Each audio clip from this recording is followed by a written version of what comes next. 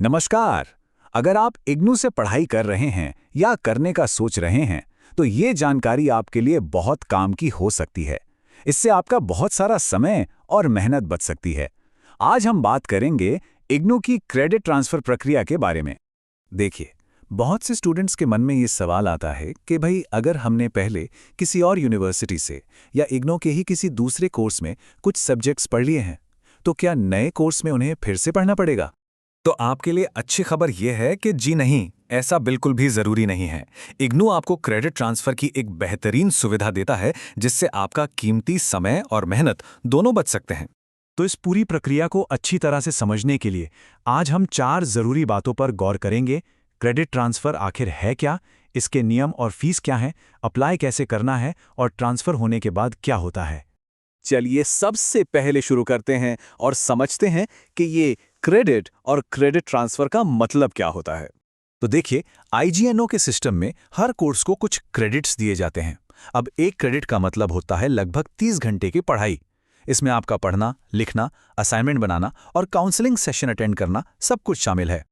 और ये बात इग्नू के ऑफिशियल प्रॉस्पेक्टस में भी साफ साफ लिखी हुई है। ये असल में आपकी मेहनत को मापने का एक तरीका है। मतलब अगर कोई कोर्स 6 क्रेडिट का है, तो मानकर चलिए कि आपको उसमें करीब 180 घंटे लगाने होंगे। तो क्रेडिट ट्रांसफर का सीधा साधा मतलब है कि आपने जो पिछली पढ़ाई में क्रेडिट्स कमाए हैं, उन्हें आईजीएनओ के अपने नए कोर्स में जुड़वा लेना। इसका फायदा ये होता है कि आपको वो विषय दोबारा नहीं पढ़ने पड़ते जो आप पहले ही पास कर चुके हैं।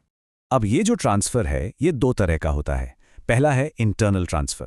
ये तब होता है जब कोई स्टूडेंट इग्नू के ही एक प्रोग्राम को छोड़कर दूसरे प्रोग्राम में जाता है। और दूसरा है एक्सटर्नल ट्रांसफर। ये तब होता है जब कोई किसी दूसरी मान्यता प्राप्त यूनिवर्सिटी से इग्नू में आता है। चलिए, अब बात करते हैं कुछ बहुत ही जरूरी नियमों और फीस की, जिनका आपको पता होना ही चाहिए। क्रेडिट ट्रांसफर के कुछ पक्के नियम हैं। पहला, ट्रांसफर सिर्फ उसी प्रोग्राम से होगा जो अधूरा छोड़ा गया हो। दूसरा, आपके नए कोर्स के ज्यादा से ज्यादा 50% क्रेडिट ही ट्रांसफर हो सकते हैं। तीसरा, आपके कमाए हुए क्रेडिट सिर्फ 7 साल तक ही वैलिड रहते हैं। और चौथा, पुराने और नए कोर्स के सब्जेक्ट्स आपस में मिलने चाहिए। इस 7 साल वाली बात को याद रखना बहुत जरूरी है। अगर आपके क्रेडिट 7 साल से ज्यादा पुराने हो गए, तो फिर वो किसी काम के नहीं रहेंगे, उन्हें ट्रांसफर नहीं किया जा सकेगा। आप देख सकते हैं, आईजीएनओ की ऑफिशियल नोटिफिकेशन में भी इस बात पर जोर दिया गया है कि क्रेडिट की शेल्फ लाइफ यानी उनकी वैलिडिटी सिर्फ 7 साल की है। और ये 50% वाली लिमिट भी बहुत जरूरी है। इसका मतलब ये है कि अगर आपका नया कोर्स 120 क्रेडिट का है, तो आप ज्यादा से ज्यादा 60 क्रेडिट ही ट्रांसफर करवा सकते हैं। बाकी के 50% आपको इग्नू में ही पढ़ने होंगे। ये नियम इसलिए बनाया गया है ताकि आपकी डिग्री का एक बड़ा और महत्वपूर्ण हिस्सा इग्नू के अपने सिस्टम से ही पूरा हो। देखिए, ऑफिशियल दस्तावेज में भी यही बात साफ लिखी है। और हाँ, एक बहुत ही ज़रूरी बात, अगर आपने कोई डिग्री या डिप्लोमा पूरा कर लिया है और आपको उसकी डिग्री मिल चुकी है, तो उस प्रोग्राम से आप क्रेडिट ट्रांसफ़र नहीं करवा सकते। ट्रांसफ़र सिर्फ उस प्रोग्राम से हो सकता है जिसे आपने बीच में ही छोड़ दिया था। अधिसूचना में ये बात बिल्कुल साफ शब्दों में लिखी है कि एक बार प्रोग्राम पूरा हो गया और डिग्री मिल गई, तो उससे कोई क्रेडिट ट्रांसफ़र नहीं होगा। इस पूरी प्रक्रिया के लिए एक नॉन रिफंडेबल प्रोसेसिंग फीस भी लगती है। अगर आप 16 क्रेडिट तक ट्रांसफर करवा रहे हैं, तो फीस है 500 रुपये, और अगर 16 से ज्यादा क्रेडिट ट्रांसफर करवाने हैं, तो ये फीस 1000 रुपये होगी। तो अब जब नियम वगैरह सब साफ हो गए हैं, तो चलिए ये देखते हैं कि अप्लाई करने का स्टेप बाय स्टेप प्रोसेस क्या है।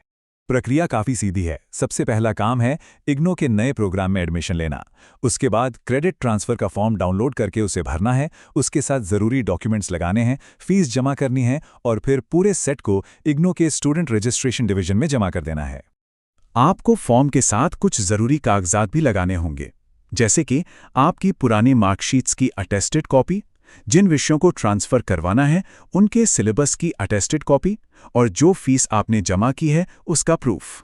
जब आपके सारे डॉक्यूमेंट्स तैयार हो जाएं, तो फॉर्म को इग्नू के हेडक्वार्टर मैदानगढ़ी, नई दिल्ली में जो स्टूडेंट रजिस्ट्रेशन डिवीजन यानी एसआरडी है, वहां जमा करना होता है। एक बात का ध्यान रखिएगा, इस पूरी प्रक्रिया में कम से कम 3 महीने का समय लग सकता है। और चलिए अब आखिरी हिस्से पर आते हैं।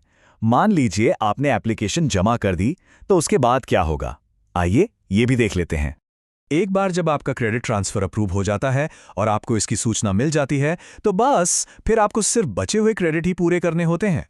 इसका मतलब है कि आप बाकी विषयों के असाइनमेंट जमा करके सीधे परीक्षा दे सकते हैं और अपना प्रोग्राम जल्दी से जल्दी पूरा कर सकते हैं। तो कुल मिलाकर IGNO में क्रेडिट ट्रांसफर की यह सुविधा स्टूडेंट्स के लिए एक बहुत बड़ा वरदान है। ये न सिर्फ आपका समय बचाता है, बल्कि आपकी पिछली मेहनत को भी बेकार नहीं जाने देता।